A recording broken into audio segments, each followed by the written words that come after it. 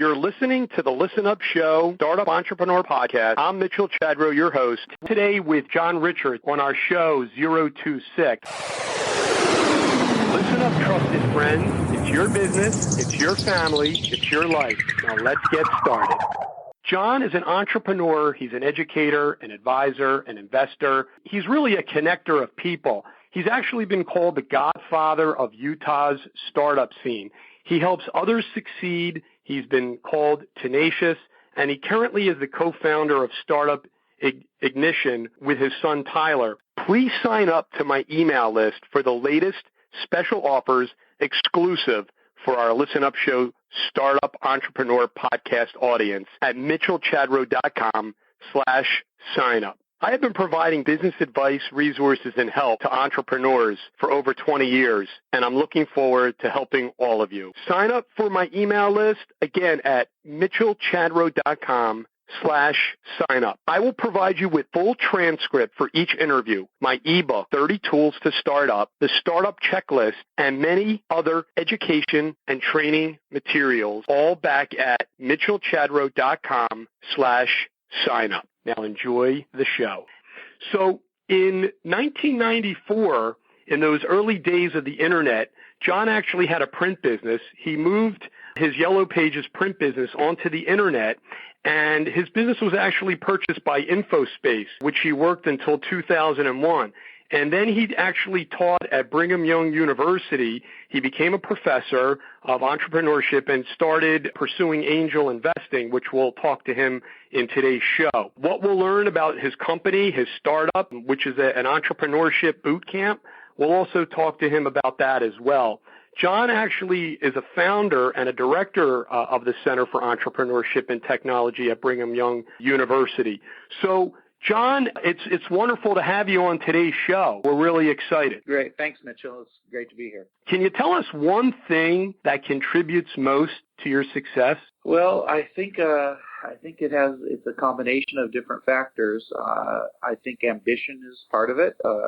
A desire to want to succeed and grow and build things. And I think inherent in every entrepreneur is a desire to build and grow. The actual climb up the mountain is more interesting and exciting than actually arriving at the top, which is interesting. And I think that's kind of what drives a lot of entrepreneurs, and I think that's part of what drives me. When you look at the businesses and their startup in the first 30 days, a lot of people think that you need a lot of capital, but it's really the opposite. Can you talk to the young entrepreneurs and the new startups out there with what they actually need those first 30 days and how you really need little capital to get started or to move to the next step? Yes, actually, if you're going to pursue, let's bifurcate entrepreneurship into two types of ventures. There can be a lifestyle or small business that really needs to go out and get customers right away because external capital is probably not going to be available, and they need to get customers right away and get them paying in order to supply the cash flow to make the company go. And then there's scalable ventures or companies that may have a big vision and be more of a scalable nature. Those tend to have longer runway needs in terms of capital. So how do you get the capital to raise for, to make the company go?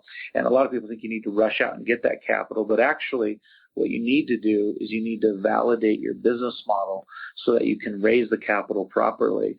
Matter of fact, getting capital too early and in too much of a quantity can actually derail a venture by allowing the entrepreneurs to persist in their errors. And what I mean by that is if you take capital from an investor too early in a venture and you haven't figured out your business model, you are now beholden to what you committed and promised to that investor. And when the market starts telling you that you're wrong, instead of pivoting and changing, you will persist and continue trying to force the square peg into the round hole and not listen to the market and instead try to fulfill the commitment and promise you made from taking the capital. And then what you end up doing is actually burning through the capital until there's nothing left, and it's completely self-defeating. That's kind of what's meant by that. Our startup round. For all your hosting needs, head on over to mitchellchadro.com/hosting. mitchellchadro.com/hosting for all your web hosting needs. Who do you use to host this website? And I know that sometimes those first 30 days are critical. I mean, I heard you mention, figure out what your business model is, pivot, make those necessary changes. You want to validate your business model. But how do you sort of begin to do that? I mean, obviously sales is where it's at, sort of building that client base. So what do you actually in your, and we'll get to your boot camp in a little bit, but what do you tell or teach your students in those first 30 days in terms of how to build that sales base and that client base and how to focus on that? Well, let's go back and even focus on the idea itself. One of the most important books on ideation and venture ideas is a book called The New Business Road Test by John Mullins. And the thesis behind that book is that most businesses should have never been started and pursued because they're simply bad ideas. And he has a lot of work around that topic in that, and that's correct. You need to first be a great problem hunter. You're seeking for problems that you're going to solve, and then you have a problem solution set. So the problem is ... the solution is ... and then looking at that problem solution set, and if you were to then take it to the next level, you're trying to look at what kind of company would this make? What would be the services of it? Is it a really worthy idea for you to spend your time even trying to validate and ultimately get into trying to attempt to sell it? So really it starts with the idea, and is the idea worthy of actually doing a business model validation exercise on? And the answer is that most ideas are not worthy, but many, many entrepreneurs take one of their first ideas and then just think that's the end-all, be-all, and that everybody in the world thinks like them, so it's a wonderful idea. They only go to, 4 or 5 trusted local people like their mother, and their mother, of course, tells them it's a great idea, and then they go pursue the idea, and it really is an idea that should have never been pursued in the first place. So that we got to get over that hump first. But does that make sense? It does, and it's almost like slow and steady wins the race, and it sounds as if, you want to validate your idea with more than just your core 3 or 4 or 5 or 6 or 7 friends and family that are close to you, and so the idea becomes, okay, now we're building out, and how do you economically do that as you continue to pivot and decide, okay, which ideas out of all of these am I going to then decide to sort of go forth with? Right. So I guess that's a critical point as well. Yes, and it doesn't take a lot of money. That's the great news, to figure out whether an idea is worthy to do a full classic lean startup business model validation process with, and the entire process of validating a business model doesn't take a lot of time and doesn't take a lot of money. And those are the 2 most precious commodities, with time being number 1. We don't want to burn and waste a lot of time on bad ideas, and we don't also want to burn and waste a lot of time on trying to make a business model work that's not going to work. And so what we want to do is quickly find those things out. And one of the greatest innovations of the last decade in entrepreneurship is that we now have a framework with the lean startup model where we can fail faster. And that's kind of a funny statement, but the reality is that we're not changing the failure rate of humans pursuing business ideas. The failure rate is still the same. What we're trying to do is push all the failure to the very, very early stage and make it cheap and inexpensive and quick to fail. So we might fail 30 times before we arrive at a fantastic business that makes us wealthy and creates jobs and changes society with a great product or service. But what we don't want to do is have the second or third iteration of that be 2 years down the road. We want to do all 29 of the failures in the first couple months or first 2, 3, 4 months of our venture and arrive at that winning business model much faster than in the past. That's really, in essence, what's happening in today's entrepreneur world with the entrepreneurs that are practicing great entrepreneurship, is that they're failing fast and getting to the winning business model quickly. It's interesting that you mentioned about, failing faster. And I guess if you're going to do that, doing that in the first 30 to 60 days is better, like you indicated, getting all those reiterations and pivoting early on so that you're not putting a lot of resources into it, when you go forward. But, there's so much, people need that encouragement in those first 30 or 60 days. And so they think that by failing, that's going to somehow discourage them. But what I hear you saying is that that's actually a blessing in disguise, because it's going to help you in the long term, and that you should obviously keep your momentum up and your energy level and being positive throughout until you validate the idea. Let me tell you a 3-week story just real quickly. So there were 4 entrepreneurs that had the idea of fixing the wait time at family doctor offices. The family doctors don't like it. The consumers don't like it. When you arrive for a 2:00 appointment, you don't see the doctor till 3:30. Right? That's sure. not fun. That's not fun for anyone. So indeed, the consumer does the problem. They went and validated that the doctors don't like it. They think it's bad customer service, which is good. Sometimes you might find out that in a 2-sided market like that one of the sides doesn't really think it's a problem and they want to keep it the same, which that's a whole other story. But in this case, they went out and they had a solution based on text, SMS text solution, and they went out, and their very first time they went out and talked to 20 family doctors with one-on-one interviews, and this in just a week's time, and all 20 hated their first idea, really didn't like it, said no, would never buy it, never work, I wouldn't put that in my practice.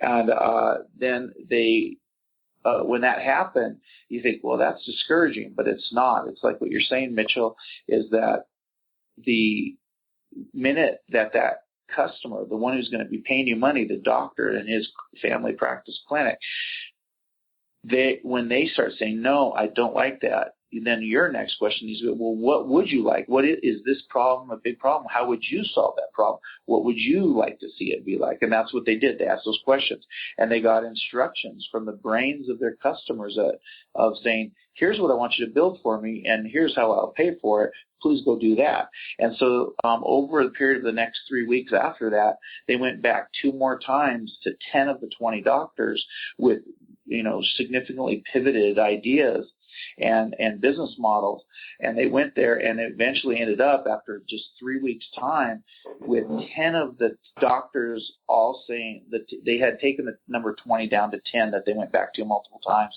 and the 10 doctors by the last iteration said, all 10 of them said, I love that idea, and 4 of them asked if they could invest, not just be a customer. And that happened in a 3-week time period. That's really wonderful. And I mean, there's a lot of value bombs in what you just said. I mean, I like the whole idea about getting into the customer's head and asking the customer, so how would you like to solve it, or what would you like to see in this particular type of idea or solution?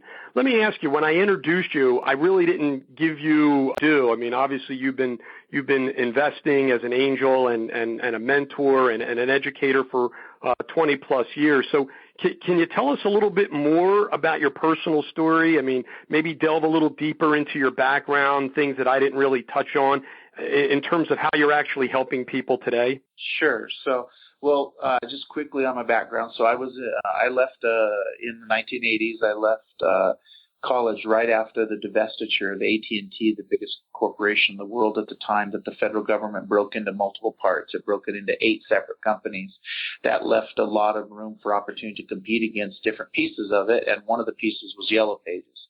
So I went into the Yellow Pages arena, and from the mid to late 80s through the early 90s, the print Yellow Pages industry was on fire, very lucrative, and a lot of ability to go beat the big phone company in doing Yellow Pages. And so did that. We had a lot of success. We innovated a lot of interesting things in the print product. It went from just black ink on yellow paper to full color ads and skipping production processes using technology so that it became very inexpensive to produce, which was all great. And then, as you mentioned, in 94, I was exposed to the internet for the first time and realized that this was going to be a threat to the print product. And so in 95, I launched the first ever Yellow Pages coming from a print publisher. And to fast forward, lots of larger companies were interested in what I was doing, one of them being Microsoft, and some folks from Microsoft left Microsoft while I was talking to Microsoft, and we got together, and InfoSpace was a company that was born from that, which became a real leader in online yellow pages and just generally in the search industry, and went public in 1998, growing from the original 4 of us to eventually about 1,500 employees. And then I retired from there in 2001, and my alma mater, BYU, Brigham Young University in Utah, called me up and invited me to become a professor of entrepreneurship, which I eventually did, and became very involved as an angel investor in the ecosystem of the Intermountain West in Utah, with still to my ties up to Seattle, where I was doing my Yellow Pages activity. And then over the 2000s, very involved in just the venture ecosystem and kind of in Silicon Valley, Seattle, and the Utah market. And then a lot of what I've done besides is started the first ever accelerator in Utah, patterned after Techstars in Boulder, Colorado. When Y Combinator and Techstars started up, I was fascinated by them, so we started one, and it's been consistently, it's called Boom Startup, and it's been consistently ranked in the top 15 accelerators. I sold out of that to my partner a couple of years ago when I joined Google. I took a little side trip and became head of Google in the state of Utah for a couple of years, as Google brought Google Fiber to the Utah market, delivering gigabit internet. So I did that. And then when I left there just a couple of years ago, I started Startup Ignition, which is an entrepreneur boot camp. The boot camp industry is on fire. Coding boot camps are all over the world now, where in 12 weeks you can go from scratch to become a software engineer. And so the idea, what we're doing to Startup Ignition is, if you don't know a lot about how to start up a company, you can come in, and in we do a 13-week program. You can really master today's latest skills in doing startups and lean startup, and really get a company going properly and avoid a significant amount of mistakes. There's so many expensive mistakes you can make as an early stage entrepreneur, and avoiding them is really important. You won't avoid them all, but if you can avoid a significant percentage, it's going to save you a lot of time and money, and then just making and doing the right things. So that in a nutshell is me bringing me up to this. So I'm an active mentor and instructor for entrepreneurs, and just love helping them. We charge as low a fee as we possibly can to be in the boot camp, just to make it worthwhile for everybody. And then I'm an active. I do about 4 to 6 angel investments a year, and that's me.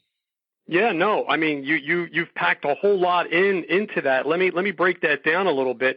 So you mentioned coding boot camp. I know that you were a backer in your son Tyler's business called Dev Mountain, and that's obviously a coding boot camp. I know you mentioned Boom Startup, which is really more of like a mentorship boot camp, and now told us a little bit about the mission and the vision for your current endeavor, which is Startup Ignition. And you also started talking to us about some common problems that startups face. So what are some of the Startup Ignition things that you help to resolve some of these issues and problems that you actually teach to the entrepreneurs in the boot camp? Well, let's start at the very beginning. There's a massive amount of problems in just founding a company and choosing your founders and how you break out the equity and the documents you use. I heard one of your sponsors and you involved with the sponsor that helps people set up companies right. A lot of entrepreneurs try to become their own lawyer. You know, one of my co-founders, both my co-founders in Startup Ignition are my 2 sons. One is a lawyer, one is Tyler, who you mentioned, that co-founded Dev Mountain, a great coding boot camp. But, you know, I like to avoid lawyers as much as possible, like anybody else, but it's a real mistake to avoid good legal help and doing things right with the right paperwork at the beginning of doing a company, because the only times and real problems I've seen great entrepreneurs get into trouble is actually with co-founders. And what happens, because you start a company and you decide who your co-founders are, and you set the percentages on day one, and you haven't even really done anything. And over the next few months, you start discovering who's really going to contribute what, who's really participating in this thing, and who's really in it for the long haul.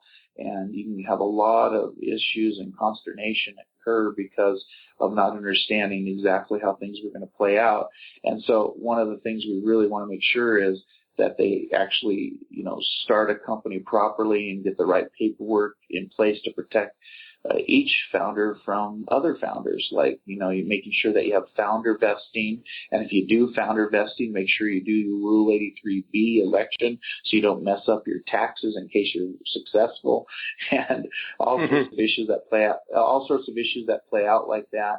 And we make sure that they, do it right. If they're really going to be a hard charging $100 million venture, and that's where they intend to go, and that's where they set from day one.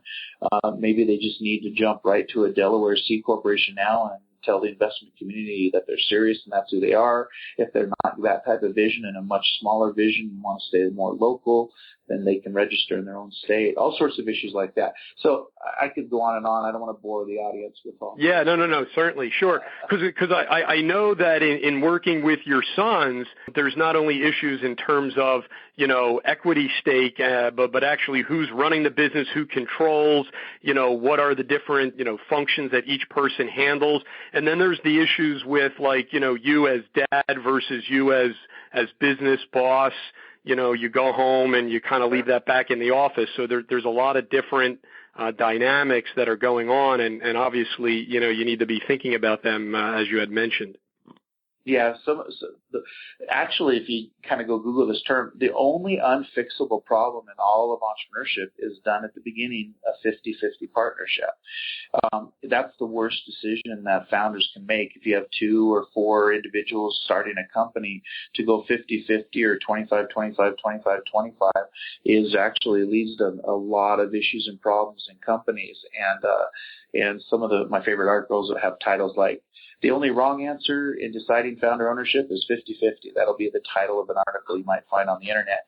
And it's just kind of fascinating to see the problems that occur in any one calendar year. I'll have 3 situations where I have to mentor through a 50-50 startup that blows up because of founders disagreeing. And the problem is if you have a 50-50 setup and both sides are entrenched, the best attorney in the world, the best mentor in the world can't help them until one of them gives. And if neither side will give, it's catastrophic. I'm sure you see a lot of different types of people coming to your boot camps at different stages of their own life. So what do you tell someone who's, let's say, in the middle of their career, they might want to start something? What do you actually say to them? That's interesting when you say in the middle of the career. I definitely have the opinion and share this opinion that the best time to do a startup is either, when you're single and young in your 20s, or later in life when you're past 45 and have built up a nice 401k, and you can use some of that money to take a couple years off and take a real hard run at entrepreneurship. I do try to tell them part-time entrepreneurship generally doesn't work that well. Parallel entrepreneurship is tough too, where you're doing multiple businesses at the same time, because it's hard to, most of the time you need 110% focus on the venture to really have a great success. And it's hard to do that part-time or when your interests are divided. But to answer your question real pointedly, it's not uncommon that a 36-year-old will come to me and say, "Hey, I want to start a company. I hear you're a guy that helps people. I've got this great idea. The only problem is I've got 4 kids. My oldest one is 14, and I make $120,000 a year at my job. I want to quit that job. I just need to get replace that income with some investor money, and then I can pursue my dream." And I try to tell them, well, let me get this straight. So you want to jump off of your $120,000 job, but have investors allow you to take $10,000 a month out of the company, so you're still making that $120,000, and you also want to have 60% ownership in the venture? That's not going to happen. That's not how it works out there. I mean, if it worked like that, everybody would do that. If everybody could leave their job and replace the income immediately at the first month or few months of the company and still have a boatload of the founder's shares, then who would not pursue entrepreneurship, right? Because there'd be nothing to lose. And so, but that's, investors are not there to support a lifestyle. You've got to find a way to get by on as little income as possible at the early stage of the company. And that's hard to do when you're 36 with 4 kids and the oldest one 4 years away from college. It's definitely challenging. People have done it. people make it work, somehow find a way to make it work, but it's obviously much more challenging than if you're 24 and single. So. Yeah, a lot of people in our audience are young entrepreneurs. They're going to college, or they're transitioning from high school and they're going into college. A lot of the local schools like Drexel University, the first college in the nation to start an entrepreneurial studies course where you actually get a college degree in that. There's the University of Delaware. Obviously, you've been involved in Brigham Young University. So can you talk a little bit about the role of higher education in entrepreneurship? I mean, obviously, you're facilitating that with your own company now, Startup Ignition, but maybe talk to us a little bit about the role that you see in this particular space. Well, higher education or the universities are very important ecosystems for entrepreneurship because the number one thing universities do is they provide collisions. Great ideas are very rarely from one person coming up with an idea or figuring something out.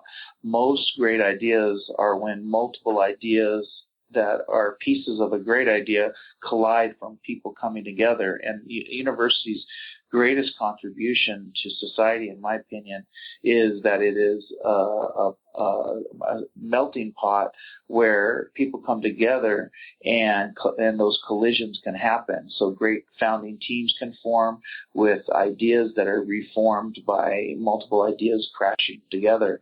And that's really important. So, and that's why if you think about the greatest companies of today, from Google, Microsoft, you name the ones that have created some of the greatest fortunes and changed our lives the most, were all started by those collisions and, coming together in an educational environment and by the founders coming together in that environment. So that's really, really important.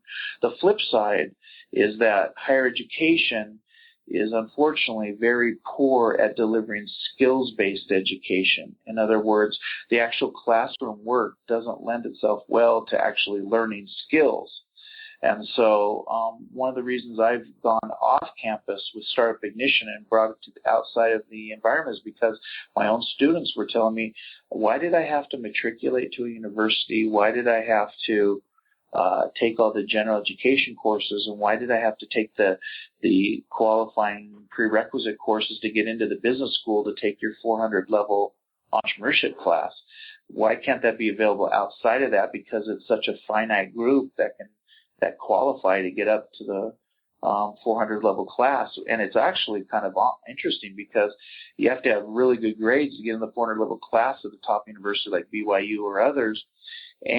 But often the best entrepreneurs are not the best academic performers. And so it's kind of a really oxymoronic situation there on that score. So I'm not sure exactly what to do about it, but what I did about it is I took what I was doing for a dozen years and really made a difference and created a lot of wealth and a lot of great companies and a lot of great products and services by helping students create great businesses at a great university. And now I've brought it out to where it's available to anyone that could be a great, entrepreneur, but doesn't have to feel that they have to matriculate to a university, especially if they're 40 years old and want to start a company. You're not wanting to go back into a university just to access this kind of knowledge and information. I hope I answered that. I think universities are very important, and these decisions that happen there, and young people going to university. The number one reason I would go to university is to augment my network and have those collisions. I wouldn't go to a university to gain skill. Mm-hmm.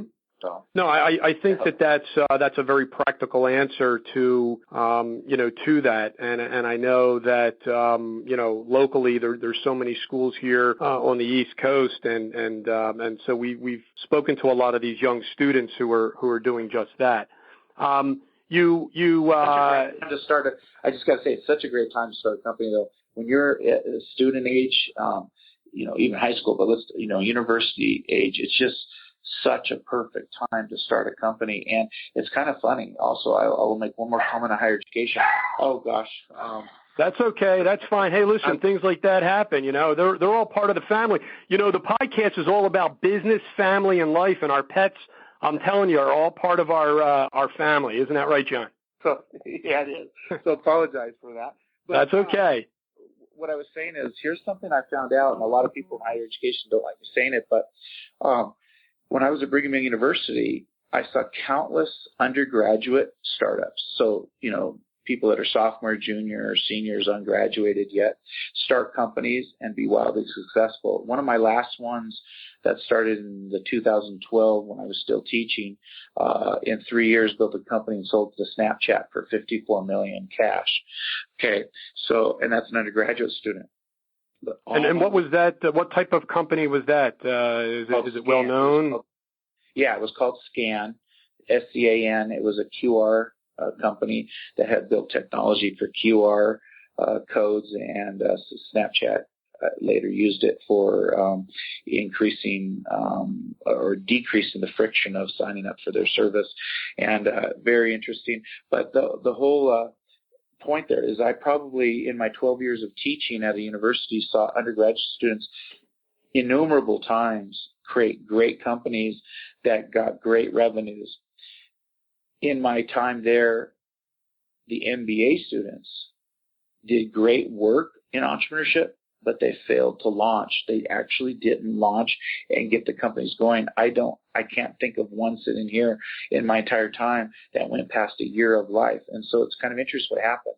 When you're an MBA student, you have to go out and get some work experience in order to apply for an MBA and come back and get your MBA. But what happens over that is your risk gene, the ability to take on risk, your approach to risk starts becoming very cautious. And so over time, you diminish your risk-taking ability as an entrepreneur. And it's kind of fascinating, and I've just seen this anecdotally in my experience, that the older a person gets and the more work experience as a working for someone else, their tolerance for risk goes down. And it's interesting because we talk to all different people in all different facets. So young kids that are obviously in college. I mentioned the question about, mid-career and what do they do.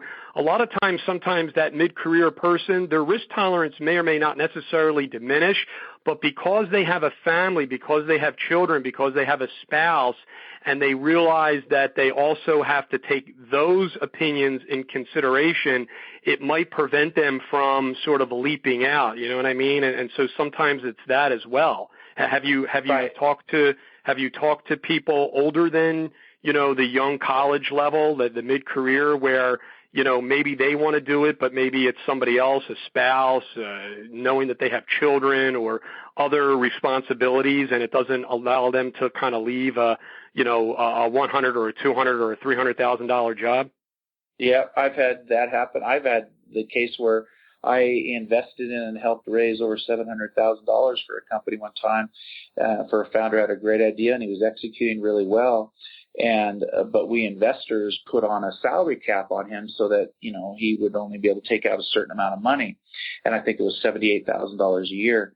And so we just didn't want him, taking out $120,000, $130,000 with our money until the company was ready to do that. So that's a common thing in preferred stock agreements, is that the preferred shareholders will put that kind of salary cap on a founder.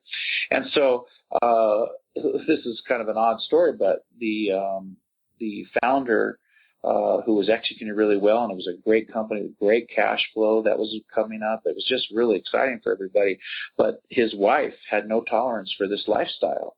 And literally one time my wife and I went out to dinner with he and his wife just really came down on me for having that salary cap. And it was kind of interesting. It got to the point so bad that we investors bought him out, and he left the company. And later, the company went on to have a great exit and great cash flows. That was about 10 years ago. Now, since then, those two got divorced. He wanted to be an entrepreneur. He started many companies since then. He went back to working for somebody else for a few years, living a life he didn't want to live, and eventually they divorced because they were totally incompatible in terms of what he wanted to do with his career and life and what she wanted as a spouse. So those things are real, and they come up. And it's important to sort of talk about that. That's why we also touch upon those other types of issues here on the podcast, because like you said, it's real. I mean, this is not just, like I said, it's just not business. It's family and it's life, and it's practical. this founder got bought out for around $200,000, and he would have made much, much, much more than that if he had stayed in the company to the exit. You know, earlier in one of our podcasts, we talked about crowdfunding, and I know earlier we talked about how you don't want to take money too soon or too early. But as crowdfunding, whether it be through Kickstarter, becomes more and more popular, and people are trying to raise money early as opposed to, like you suggest, waiting a little bit. I mean, I know that we just recently interviewed a fellow on our podcast, Chris Lynn, who has a product called Flip Wallet that just went to the front page of producthunt.com, and he's actually in the process right now of crowdfunding. So what do you tell people, whether it be like him or other people that are considering crowdfunding? What's your thought process in that whole lean startup process we kind of also touched upon earlier? Well, I first point out that this phenomenon of tangible physical products now becoming easier to start than a software company is fascinating, and how Kickstarter and Indiegogo and all of those crowdfunding platforms are basically taking a physical tangible product through the lean startup process in a really accelerated fashion. I mean, 30 years ago, the vision was, I can be in my garage with my buddy and we can write a software application and become, wildly successful, and it's very low capital needed up front. That was the great vision of incredible entrepreneurship, right? That could happen. But now with what's going on with these crowdfunding platforms, they literally allow somebody with a physical, tangible product to be able to do that even in greater style than the old days of software. And what I mean by that is this. Imagine, doing let's say something that needs injection molding for plastic, or maybe needs electrical engineering for a circuit board, and then needs firmware written for that circuit board. And all these complex issues with physical, tangible products, hardware, consumer electronics, etc. Prior to this phenomenon, you would have had to make a prototype, which would have been very expensive, to show investors and get investment money or capital somehow to do, if you're lucky, your first production run of 500 or 1,000 units. And just the amount of capital needed to get to that and how you would pull that off was very, very difficult and challenging. But now I can make a 3-minute video for $500 with CAD drawings, showing a 3D rotation of it. Say, this is the product I want to build. Will you pre-order this product on your credit card? And there's no recourse to you if I don't come out with the product. Will you do that and fund me? And it's just amazing what's going on. I've had countless students of mine do Kickstarter projects where they've been incredibly successful. I mean, literally within 5 miles of where I'm sitting right now, I can think of 3 or 4 companies who have raised unbelievable amounts on Kickstarter and pre-orders for their tangible product ideas that have gone on to be very successful. Like one is, Snap Power.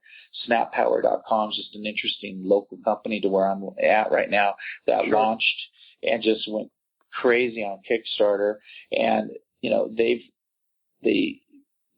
need for capital is so low compared to what it would have been to come out with a product like that. It's just amazing stories. So but think what's happening here.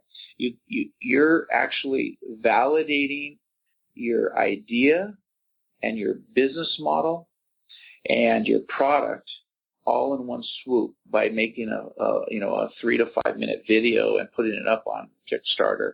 It's just fascinating what's happening. And then, of course, how do you argue if somebody gets $600,000 in pre-orders with 3,000 units sold?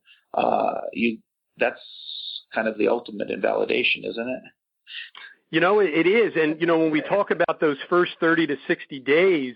It really is a very economical way, like you said, to actually validate that idea. And if the idea is not perfect, it's okay because you can pivot early on, and it doesn't cost a whole lot, like you said, to put together a video and put it up there to sort of validate that product idea. So I think that's very interesting. It is.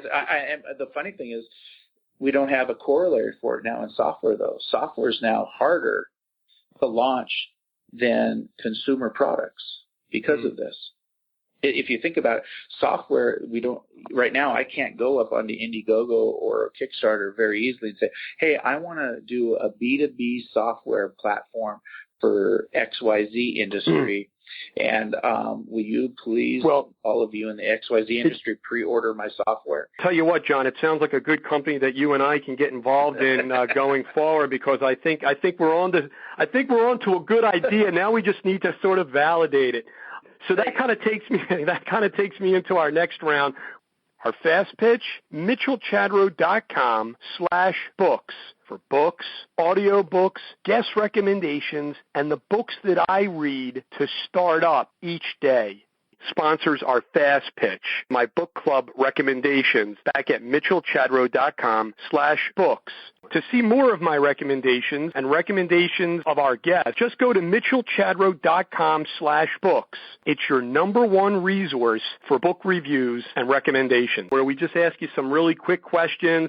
You know, it's supposed to be lighthearted, fun. It gets to know you a little bit better as a person, as a family guy, just in everyday life. And I know, John, earlier you actually mentioned John Mullins talking about bad ideas. I don't know if that book is called Hard Thinking or if he's written a few different books, but it's an inspirational book that you can sort of go out. So our first question here, the best business advice that you would actually put up on a billboard. Best business advice probably I got from my mentor, which is work a few years like nobody else will. Live the rest of your life like nobody else can. That helped explain to me that entrepreneurship is a finite amount of time of huge sacrifice and commitment, but there is a reward at the end. You know, it's not meant to be that you're going to work yourself to death for 45 straight years of 80-hour weeks, but if you do execute really well for a finite amount of time, 3, 4, 5, 6 years, that it can bring you independence for perhaps the rest of your life. No, that's terrific. You know, we mentioned John Mullins' book earlier, but if you could name an inspirational book, whether it be in business, family, or life, that you can sort of have people go out there and listen to on Audible, I think that would be a big help to them. Okay. Well, there's so many good books. I'm not going to mention the lean startup books that people know, like the Startup Owner's Manual and all that, because there's some great ones out there. But certainly. One of the books that maybe some of your listeners may not know as well is called The Innovator's Dilemma by Clayton Christensen. And The Innovator's Dilemma is years of research looking at industries, and it teaches us how to look at the cycles of industries and how an incumbent leader in an industry, when faced with a disruptive innovation, doesn't know how to manage through that problem, and how the disruptor comes in and takes the lowest level customers and over time eventually improves to where it takes all the customers of the incumbent. And we see this repeated in that book called The Innovator's Dilemma, of which there's now been sequels to that book. But that original book goes through about 30 different industries and shows how this happens. And it's really a dilemma for the management team of the incumbent, but it ends up being, that's what it was originally written for, is to help the incumbent management team understand how to manage through that issue of a disruptive innovation in their industry. But it actually becomes a great primer to the entrepreneur to understand how to be a disruptor and how to compete against the incumbent, which is very fascinating. That's wonderful to really kind of teach how to compete. You know, in business and in life with your family, we're using so many different apps, so much technology. I know before we kind of jumped on with our calendaring, we used Doodle. But if you can actually recommend an app or some type of technology that whether it be in business or family or life, I think it would go a long way to help those entrepreneurs or people thinking about becoming entrepreneurs. Well, I think the full suite of all the things Google offers is fantastic, but let me hone in on one. Some former Googlers left the company because inside Google, it's kind of fascinating. They don't have good task management software. And so, and they don't use task management very much. And I'm saying that from somebody that was at Google for a couple of years. And some of the Googlers that left created Asana, ASANA. Oh, yeah. .com. And I use Asana in my businesses as a team collaboration and task management tool that, for me, it really resonates with the way my brain works, so it works well, and I like Asana. You know, there's competitors to it, too, out there, of course, but that's one tool that really I can fly through an immense amount of workload in a very quick time. Did you get to work with them at all when you were over at Google? I mean, obviously you're in two different areas. No, yeah. I didn't. They had actually created that before I was at Google for a couple Sure. of years. But I have to admit, when I was inside Google, and maybe I shouldn't say this, but I will now, that I just have no idea why internally Google doesn't use it or something, because there's a real over-reliance on just doing a Gmail search to manage tasks. Well, maybe someone's listening up right now, and maybe they'll start. You know, I'm a big quote guy. I like to motivate people. You know, I like to be inspired, and certainly I think this has been very inspirational, and I think that there's a lot of people out there that are going to certainly get a lot out of it. So can you tell us a quote or a mantra that kind of inspires or motivates others, and that you've also kind of lived by, or it's kind of helped you? I know you've mentioned one already, and we already have that one, but if you can sort of throw out another one, I think that would be terrific. Well, I don't know if this is going to resonate too much with some people, but I'm just going to do it anyway. And it's from the Bible in the New Testament. I'm sorry to do that to folks that may not like it, but it's really important because it's the law of the harvest, and it's in the book of Galatians. And for what it is just that the concept there, of course, in doing this is that what you reap, you sow what you reap. And so the cause and effect and the natural laws of cause and effect have been very big governor on success for me and in my life. And so that's kind of where I first understood the concept of the law of the harvest, that if you want to harvest something in late summer, you better do the hard work of planting and prepping the soil in the spring. And so you reap what you sow is basically, you know, the law of the harvest. And where I got that quote was from in that book. So that has, you know, there's a lot of frustration in this world for people not achieving or getting what they want. And it's too late when it's the autumn and when we should be harvesting to wish we had done the work in the spring. So it's the same thing in entrepreneurship. You have to work your tail off in the early years of a venture in order to reap those great rewards later. And it's kind of funny. We all sit and lament, oh, why is this not happening to me? You know, why can't I be lucky or successful like that other person? But if you look behind almost every success, sure, there's some serendipity involved, but mostly it's a lot of hard work. And see, that's why I love this fast round, because it tells us a lot about the people that we're interviewing, that we're getting to know. And I'm really glad that you actually mentioned that, because my focus, again, is not only on business, but it's also on life and family, and it tells us a lot about you. So, you know, thanks a lot for that. I think that's really super, Jon. Can you tell us, we talked earlier about how we could start our businesses in those first 30 or 60 days on less capital than we might think. So this kind of question is a fun question in the sense that you don't need to really spend a lot to get a lot. So can you tell us a purchase of under $100 that has impacted your life the most? Under $100 that impacted my life the most? Wow. Okay, that's a good question. Well, I'm going to tell you what it is. It's a piece of software. And there's this software that used to be called Quagga, but now it's called EverContact. And I had this big problem. I would have hundreds, if not thousands, of business cards piled up on my desk, and they would never all fully, properly get into my contacts. So I wouldn't have the contact when I needed it.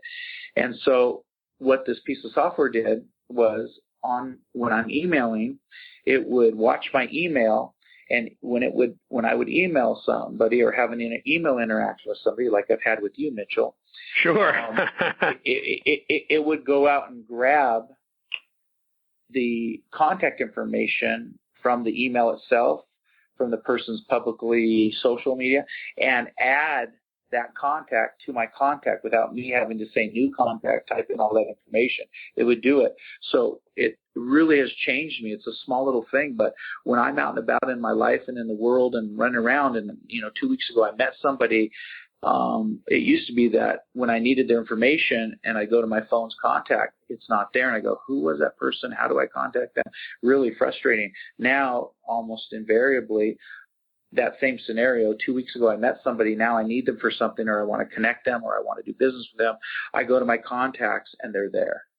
It almost seems like it's a competitor of there's a company out there called Full Contact or Reportive or whatever, and I guess, but I'm definitely going to. Really good.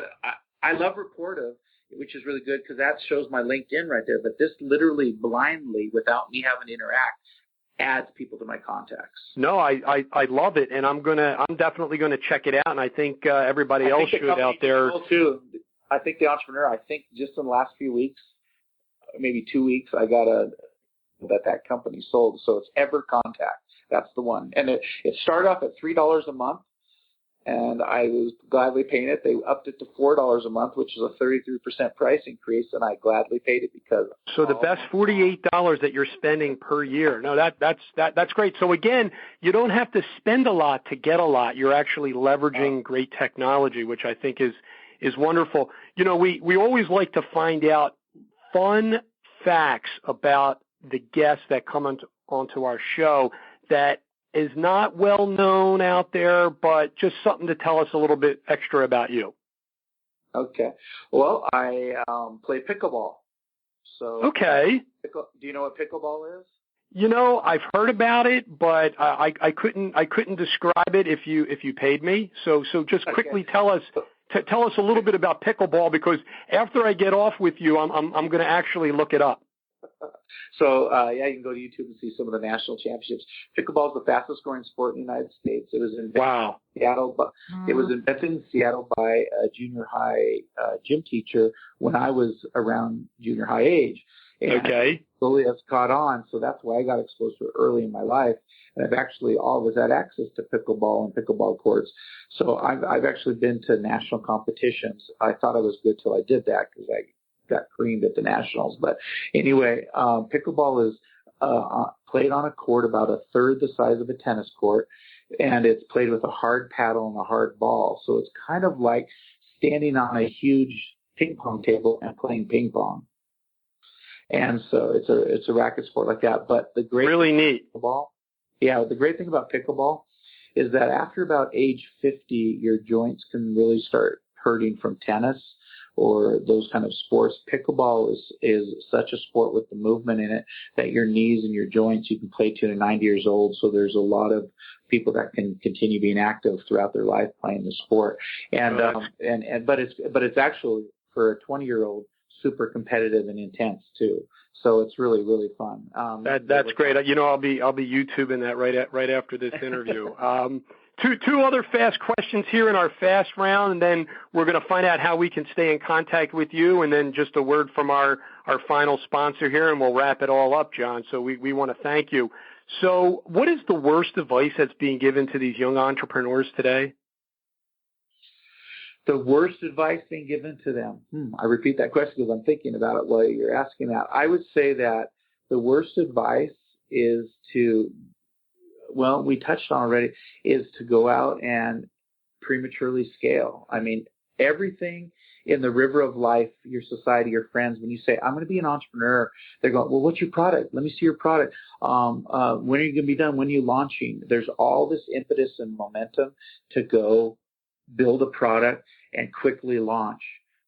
When reality, they need to validate their business model. So I guess the worst advice is the inadvertent advice that leads an entrepreneur to prematurely scale. And prematurely scale has now been proven to be 70% of the reason why ventures fail. Really is the tortoise and the hare. Yeah. When you think of the word successful, what first name comes to your mind? Successful first name comes. Gosh, these are great questions, Mitchell. By the way. Sure. No, great. I'm glad you're enjoying it. I know I am. I know our audience is definitely going to enjoy it. I've really gotten a tremendous amount out of this, and I know we're going to get great feedback too. So, I think that kind of takes us into your mind, if you can let us know that. Yeah. So real quickly, it's people that have achieved greatness in business and created wealth and created great products, but still kept their head on straight. So, and that one person is? Probably, if I had to think of one person and think of it, it's a fellow named Jon Huntsman here in Utah. Ah, yes. I do know him very, very well. And as a matter of fact, he would be not only awesome for our podcast, but here's a fella that in the late 60s, early 70s, who came up with the idea of styrofoam to then kind of take that and sell that to McDonald's. And from that one idea, he became a billionaire, and his son is very successful. And his granddaughter, I think, is on Fox News. I mean, it's just incredible, John. Yeah, and he's kept his his personal beliefs and commitment intact, and despite achieving great wealth, and so it's pretty interesting. Have you ever gotten to run in circles with Mr. Huntsman? Yes. Well, especially his son, who became governor of Utah. Certainly, sure. And, excellent. Very, very. I know Jon Huntsman Jr. The elder Huntsman, I would have shaken his hand at an event somewhere in Park City, Utah, or something like that, but I don't know him personally. Oh, it's a terrific example, and I think the world of him as well. Our wrap-up round: MitchellChadro.com/photos for all your graphic design needs. So, John, I mean, I've just really thoroughly enjoyed this. How's everybody going to stay in contact with you? Well, I can be reached, startupignition.com is our website, very easy to see there, and my email address, which is fine, is jrichards@startupignition.com, and that's an easy way to reach me. That's really terrific. Again, John, we just want to really thank you so very much. Trusted friends, until next time, thanks so much, and take care, John. Thank you.